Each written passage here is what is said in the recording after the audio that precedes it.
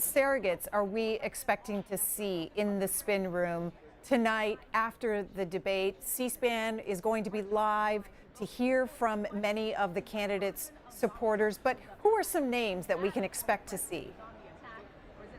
So it's going to be interesting in terms of years gone past, because in previous years it's been a little bit more freewheeling, where there will be campaign surrogates or supporters standing behind, sort of in front of people with sort of signs. And we learnt this afternoon that the Biden campaign is sort of throwing out that playbook. Instead, they're going to bring out people like Governor Gavin Newsom from California, people like Senator Raphael Warnock from Georgia, and also the former Atlanta Mayor Keisha Lance Bottoms, and they're sort of going to do a very formal, almost press conference where each of those surrogates will sort of give a statement and take a few questions, but then leave the spin room. And that's something that we haven't seen in the past. That is at the same time sort of very in line with the Biden campaign. They tend to be very disciplined, and it's a way for them to sort of control what happens depending if it's a good night or a bad night for Biden.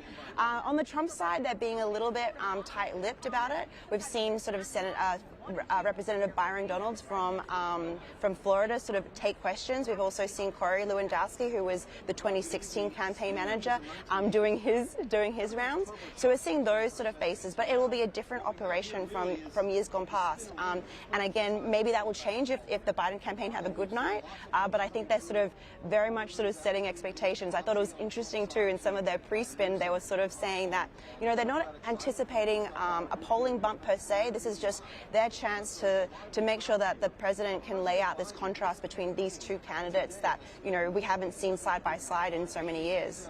Anything else that the two camps have told you about their strategy tonight and their preparations for the debate? So the preparations have been very different from the two candidates, just as like their policies are different, their strategies in terms of preparation.